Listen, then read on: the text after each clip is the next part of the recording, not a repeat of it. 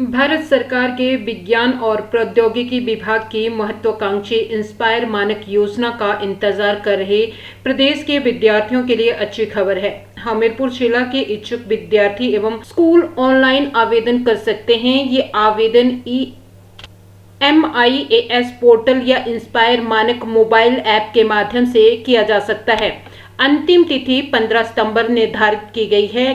गौर रहे कि विज्ञान के प्रति बच्चों की रुचि को बढ़ाने के लिए ये अवार्ड योजना आरंभ की गई है। प्रतिवर्ष इस योजना के तहत देश सहित प्रदेश भर के सरकारी एवं निजी स्कूलों से 6ठी से 10वीं कक्षा तक के बच्चों के मॉडल आवेदन के रूप में प्राप्त होते हैं। इसे मंत्रालय को भेजा जाता है।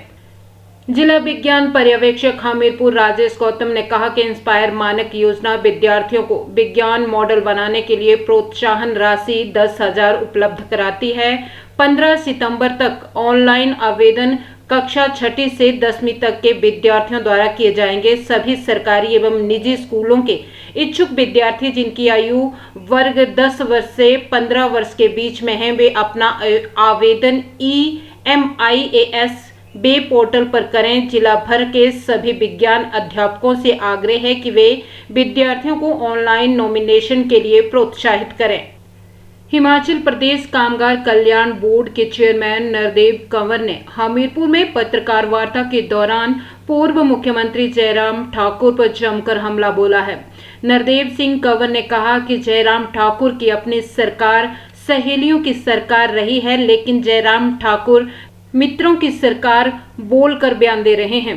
कंवर ने कहा कि सुक्खू सरकार में सालों से संघर्ष करने वाले मित्रों को ओहदे दिए गए हैं और संघर्ष के समय से सुक्खू का साथ देने वालों की ताजपोशी दी जा रही है। उन्होंने कहा कि अगर जयराम ठाकुर अपनी सरकार में सहेलियों को ला सकते हैं तो सुक्खू अपने संघर्ष के साथियों को आगे नहीं ला सकते। नरदेव सिंह कंवर ने कहा कि मेरी ताजपोशी होने के तुरंत बाद ही आदर्श आचार संहिता लग गई थी, इसलिए कोई भी कार्य नहीं किया जा सका। उन्होंने कहा कि 19 जुलाई को कामगार कल्याण बोर्ड की बैठक की जाएगी और मजदूरों आम लोगों के हितों के लिए फैसले लिए जाएंगे। कम से कम सहेलियों की सरकार तो नहीं, मित्रों की सरकार है और मित्रों की सरकार होना कोई गुनाह नहीं है। मित्रों की सरकार का ध्येय क्या है?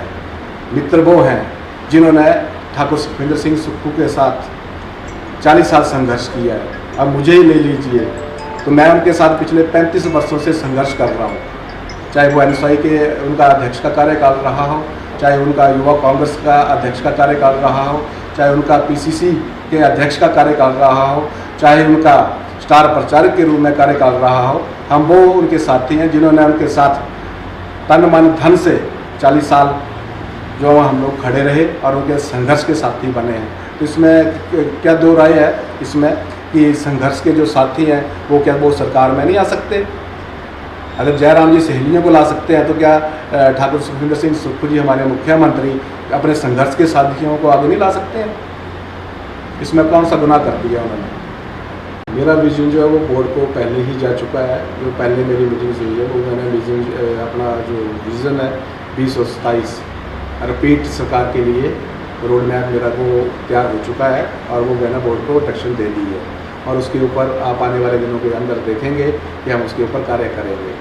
अब मैं खुद जो है मंडे से जो है हिमाचल प्रदेश का दौरा करने जा रहा हूँ। मेरी फर्स्ट शुरुआत जो है वो लाहौल और किन्नौर से होने जा रही है मंडे से।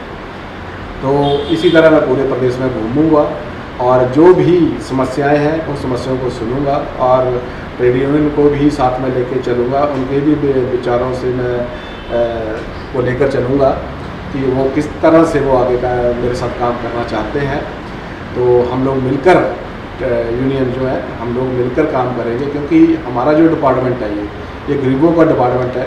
क्योंकि हमारे मुख्यमंत्री जी हमेशा एक बात कहते हैं ठाकुर सुखविंदर सिंह सुक्खू जी कि कांग्रेस का जो विकास है वो गांव के अंतिम व्यक्ति तक पहुंचना चाहिए और ये जो डिपार्टमेंट है वो गांव के अंतिम व्यक्ति तक ही पहुंचने का हमारा प्रयास होगा। जिसमें आप देखेंगे कि जैसे हमारी नरेगा के मजदूर हैं, उसके उपरांत हमारी विडो है। अब आपको पता है कि जो मनरेगा की दिहाड़ी जो हम लोगों ने की है 240 से 300 रुपये की है, तो वो हमारे डिपार्टमेंट के माध्यम से ही हुई है।